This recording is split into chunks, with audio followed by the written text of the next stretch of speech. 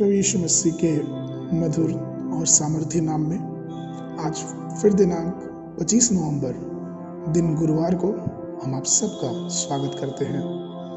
आज के दिन का जो वचन है वह लिया गया है पहला कुरिन्थियों की पत्री उसका दूसरा अध्याय उसका दूसरा पद। वचन इस प्रकार से कहता है, क्योंकि मैंने यह ठान लिया था कि तुम्हारे बीच यीशु मसीह वरन क्रूस पर चढ़ाए हुए मसीह को छोड़ और किसी बात को न जानूं। मैंने ठान लिया था।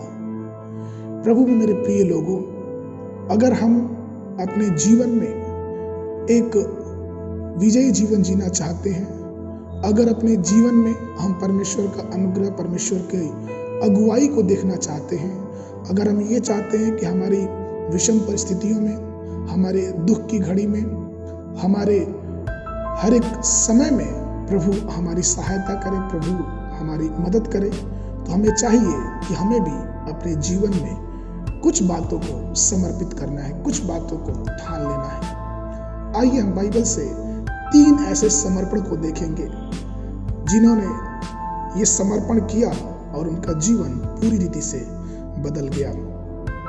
पहला जो समर्पण है वो हमको देखने को मिलता है दानियल के जीवन में। दानियल का समर्पण ऐसा था कि उसने अपने आप को परमेश्वर के लिए समर्पण कर दिया था। उसने परमेश्वर के वचन को जो उसने सुना था, उस वचन के अनुसार अपने आप को परमेश्वर के कलाम के अनुसार अपने जीवन को और यहाँ तक कि अपने भोजन की सामग्री को भी उसने समर्पण कर दिया था। वचन इस प्रकार से कहता है, दानियल की पुस्तक उसका पहला अध्याय उसका 8वां पद, परंतु दानियल ने अपने मन में ठान लिया कि वह राजा का भोजन खाकर और उसके पीने का दाखमधु पीकर अपवित्र ना होवे। इसलिए उसने खोजे के प्रधान से विनती की कि उसे अपवित्र ना होना पड़े। प्रभु में मेरे प्रिय लोगों, ये उसका जो समर्पण था कि वह जो राजा के मेज का जो भोजन है उसे खाकर अपने आप को अपवित्र नहीं करना चाहता, और ये उसका समर्पण परमेश्वर की दृष्टि में उसके लिए दया और अनुग्रह को लेके आया। इसलिए हम जब पढ़ते हैं आगे की घटना में दानियल उसका पहला अध्याय 9, 10, 11, 12 जब पढ़ते हैं तो हमें पता चलता है कि परमेश्वर का अनुग्रह किस प्रकार से दानियल के जीवन पर बना रहा। जब उसने अपने जीवन को समर्पित कर दिया और यहाँ तक समर्पित कर दिया कि उसने छोटे से छोटे जो सिर्फ भोजन की बात थी वहां तक उसने अपने जीवन को पवित्र रखा, ना कि उस दाखमधु पीने में और ना कि उस राजा की मेज से जो भी भोजन थे उसको खाने में, लेकिन उसने अपने जीवन को, अपने शरीर को परमेश्वर के लिए पवित्र रखा। और इसलिए हम देखते हैं कि दानियल को किस प्रकार से परमेश्वर ने उस खाने वाले प्रधान के सामने, उस अधिकारी के सामने भी उसको किस प्रकार से दृष्टि दी और किस प्रकार से वो उन सबसे अच्छा बन के निकला जो वहाँ पे राजा की मेज से खाते थे, उन सबसे बुद्धिमान बन के निकला जिनको बहुत सारे ज्ञान की बातें सिखाई गए थे, क्योंकि दानियल ने अपने आप को समर्पित किया। और जब हमने देखा कि उसने अपने जीवन को समर्पित किया, संसार की अशुद्धता से अपने आप को बचाए रखा, संसार की बुराई से, उस भोजन से, उस दाखमधु से अपने आप को बचाए रखा, परमेश्वर ने उसे एक ऊपर का स्तर दिया, एक राजमहल में एक ऐसा पद दिया जो उनके साथ रहने वालों को किसी को भी नहीं मिला। इसलिए आइए हम अपने जीवन को दानियल के समान समर्पित करें। छोटे से छोटे कार्य को भी हम अपने जीवन से परमेश्वर की महिमा के लिए करने वाले हो सके। दूसरा जो समर्पण है वो हम देखते हैं याकूब के जीवन में। याकूब जो था उसने अपने आप में यह समर्पित किया, यह ठान लिया कि मैं परमेश्वर को दशवांश दूंगा। उत्पत्ति की पुस्तक उसका 28 अध्याय उसके 22 पद में वचन इस प्रकार से कहता है, और यह पत्थर जिसका मैंने खंबा खड़ा किया है परमेश्वर का भवन ठहरेगा, और जो कुछ तू मुझे दे उसका दशवांश मैं अवश्य ही तुझे दूंगा। प्रभु मेरे प्रिय लोगों, ये बहुत ही जरूरी एक बात है जब याकूब ने परमेश्वर के सामने ये कहा कि परमेश्वर, मैं अपने कमाई का सब कुछ जो भी 10वां अंश बनेगा उसको मैं आपके सामने समर्पित करूंगा।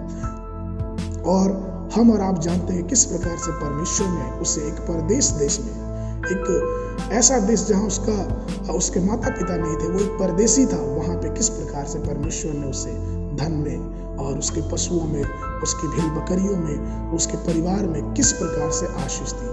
और सिर्फ यही नहीं कि वो आशीष पाके उन सारे वादों को भूल गया, लेकिन अगर हम उत्पत्ति की पुस्तक उसका 32 अध्याय उसका 10 पद पढ़ेंगे तो वचन इस प्रकार से कहता है कि तूने जो जो काम अपनी करुणा और सच्चाई से अपने दास के साथ किए हैं, कि मैं जो अपनी छड़ी ही लेकर इस यरदन नदी के इस पार आया, सो अब मेरे 2 दल हो गए हैं और ऐसे कामों में मैं एक के भी योग्य नहीं हूँ। अर्थात यहाँ पे याकूब अपने आभार को व्यक्त कर रहा है कि हाँ प्रभु, आपने मुझे इतनी आशीष दी और मैंने जो वचन दिया था वो मैंने आपके सामने समर्पित किया, वो पूरा किया, और आज भी मैं किसी योग्य नहीं हूँ, क्योंकि उसको मालूम था कि मेरा जितना धन है, जितना रुपया है, जितनी भेड़ बकरियां हैं, जितनी दास दासियां हैं, ये सब परमेश्वर के हैं।